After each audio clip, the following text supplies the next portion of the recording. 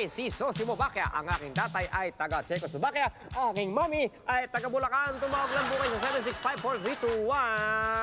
7654321. At sasagutin ko ang lahat ng inyong mga katanungan. Hello? Hello? Hello! Magandang hapon po. Magandang hapon sa iyo. Anong pangalan mo, iho? Diego Maynunal po. Diego. Na Maynunal po. Na Maynunal. Diego na Maynunal ang yung katanungan. Ano po bang mas malinis? Bagong lalagyan ng basura na wala pong laman o lumang lalagyan ng alcohol na wala ng laman? Ang hirap ng tanong mo. Ano mas malinis? Yung bagong Basura po. basura na walang laman. O kaya yung lumang lalagyan ng alkohol na wala ring laman. Alam mo kung anong mas malinis? Ano po? Yung basurahan. Sapagkat dyan inilagay yung alkohol. Sige po, thank you. Maraming salamat. Tuloy-tuloy po tayo. Tumawag lang po kayo. Hello? Hello? Hi. Ako ba? Baka hindi makalusot ang ating mga callers. Nag-uunahan. Alam nyo dito kasi computerized lang ang aming system. Kapag nagkasabay-sabay, kina-cancel niya hanggang merong makalusot. Hello? Hello? Hello, sino po ito? Hello? Sino po ito? Sino po ito? Lupito Ariola. Lupito Ariola. Opo. Kamusta ka? Mabuting-mabuti naman po. Anong maipaglilingkod ko sa'yo, Lupito? Gusto ko pong malaman, paano po malalaman kung ang kotse mo na nakapark ay nakalak po o hindi? Paano mo malalaman kung ang iyong coaching nakapark ay nakalak o hindi? Alam mo, Lupito, napakadali. Halimbawa, ikaw yung nasa harap ng kotse mo, no? Pagkatapos ay hawak-hawak mo ang iyong susi.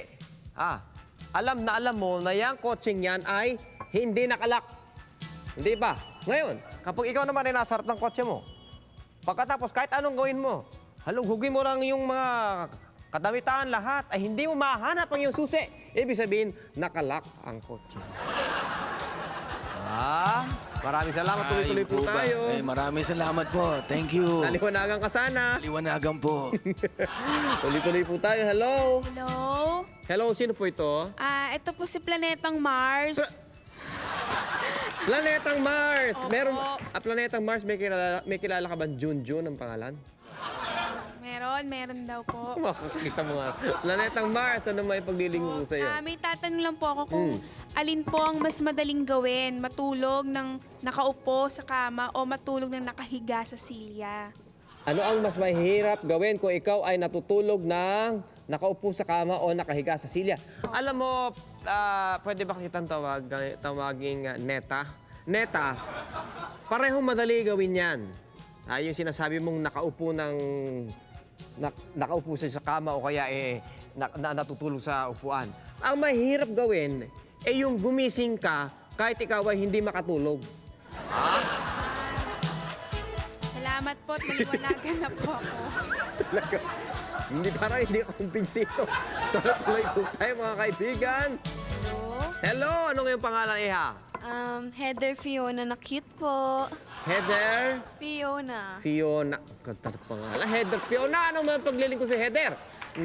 Kapag po ba tayo ay sumisisid sa ilalim ng dagat, saan po ba nanggagaling yung pressure kaya tayo nabibingi? Pagka tayo sumisisid sa dagat, saan nanggagaling ang pressure? Kaya tayo nabibingi. Opo. Alam mo, yung pressure na tinatawag na yan ay nanggagaling sa mga isda. Talaga po? Oo, alam mo kung bakit? Kasi ginagawa nila tayong mga bingi. Alam mo kung bakit? Bakit po? Para hindi natin marinig ang kanilang pinag-uusapan. Ganun po ba? Ay, thank you po Maraming salamat din sa iyo. Magandang umaga po sa inyong lahat. Aba, kita mo naman gusto kong energy mo talaga hibuhin na buhay. Ano? Alam mo, iho. Ako po si Oliveros po, yung guard po dito sa La Mirada. Magandang umaga. Alam mo, balita ko, ikaw, mayroon ako alam sa iyo eh. Apo, Mas-showbiz ka daw eh. ay yung ano po, yung opo daw, yung ano kasi, dami pong tumira sa aming artista dito sa La Mirada. Huwag ka na magpaliwanag ano may paglilingkod ko sa iyo. Question lang po.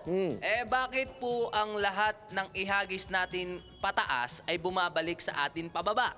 Lahat ng hinahagis pataas ay Bumabalik po pababa. ikaw, ano ulit pangalan mo, iho? Oliveros po, showbiz po ng La Mirada. Oliveros na mas-showbiz. Alam mo, Beros, lahat ng mga hinahagis natin, kaya bumabalik yan sapagkat ito'y tumatama sa second floor. tumatama yun sa second floor. Pagkatapos yung mga nandun sa second floor, tinatamaan. Tinatamaan sila, kaya binabato nila uli papunta sa atin. Ay, nagagalit. Tinatamaan sila, binabato nila uli, gano'n. Yun ang dahilan.